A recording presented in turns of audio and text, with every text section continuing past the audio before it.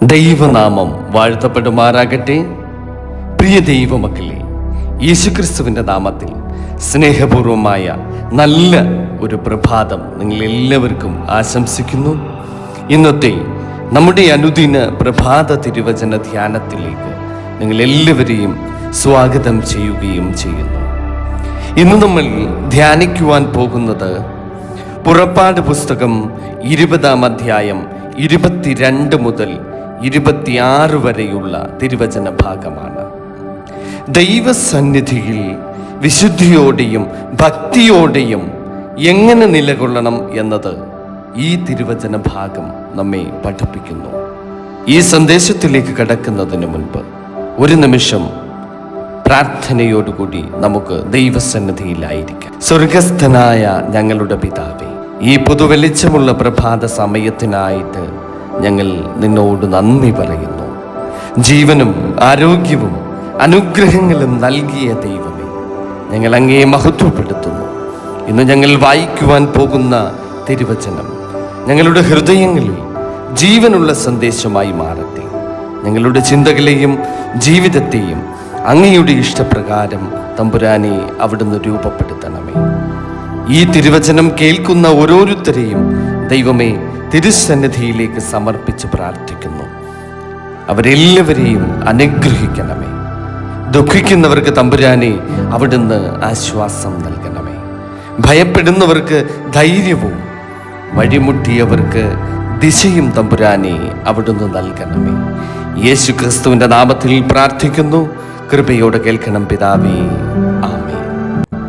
പ്രിയ ദൈവമക്കളെ, ഇന്നത്തെ നമ്മുടെ അനുദിന പ്രഭാത തിരുവചന വായന പുറപ്പാട് പുസ്തകം 20-ാം അധ്യായം 22 മുതൽ 26 വരെയുള്ള തിരുവചനങ്ങൾ. അപ്പോൾ യഹോവ മോശയോട് കൽപ്പിച്ചത്, നീ ഇസ്രായേൽ മക്കളോട് ഇപ്രകാരം പറയണം, ഞാൻ സ്വർഗത്തിൽ നിന്ന് നിങ്ങളോട് സംസാരിച്ചത് നിങ്ങൾ കണ്ടിരിക്കുന്നുവല്ലോ. എൻ്റെ സന്നിധിയിൽ വെള്ളി കൊണ്ടുള്ള ദേവന്മാരെയോ പൊന്നുകൊണ്ടുള്ള ദേവന്മാരെയോ നിങ്ങൾ ഉണ്ടാക്കരുത്. എനിക്ക് മണ്ണുകൊണ്ട് ഒരു യാഗപീഠമുണ്ടാക്കി അതിന്മേൽ നിന്റെ ഹോമയാഗങ്ങളെയും സമാധാന യാഗങ്ങളെയും നിന്റെ ആടുകളെയും കന്നുകാലികളെയും അർപ്പിക്കണം.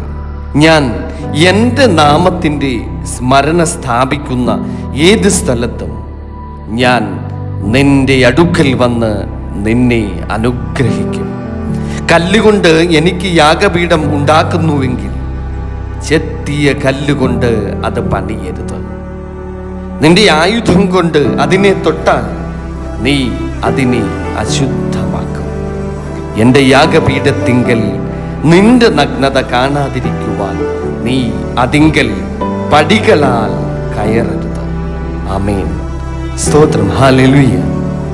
പ്രിയ ദൈവമക്കളെ, ഇന്നത്തെ നാം ഈ കേട്ട തിരുവചന ഭാഗത്തിൽ ദൈവം ഇസ്രായേൽ ജനത്തോട് ആരാധനയെക്കുറിച്ച് സംസാരിക്കുകയാണ്.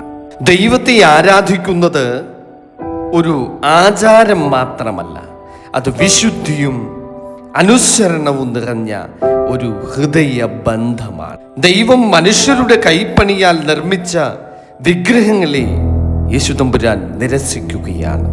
കാരണം ദൈവം ആഗ്രഹിക്കുന്നത് പുറമേയുള്ള ഭംഗിയല്ല, ഉള്ളിലെ വിശുദ്ധിയാണ് ദൈവം ആഗ്രഹിക്കുന്നത്. ഈ വചനങ്ങളിൽ മറ്റൊരു പ്രധാന സന്ദേശം നമുക്ക് കാണാം. ദൈവസന്നിധിയിൽ വിനയത്തോടെ എത്തുക.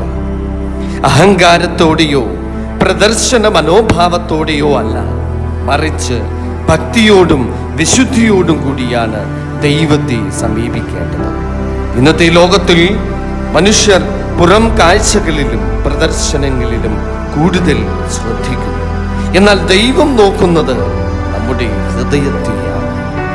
നമ്മുടെ പ്രാർത്ഥനകൾ, നമ്മുടെ ആരാധന, നമ്മുടെ സേവനം, ഇവയെല്ലാം മനുഷ്യരെ കാണിക്കുവാനുള്ളതല്ല, ദൈവത്തെ പ്രസാദിപ്പിക്കുവാനായിട്ടുള്ളതായിരിക്കും.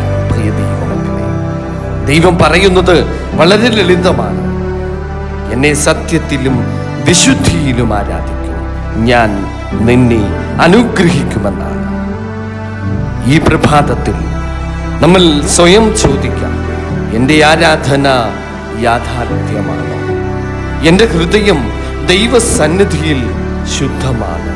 ഞാൻ ദൈവത്തെ പ്രസാദിപ്പിക്കാനാണോ ജീവിക്കുന്നത്?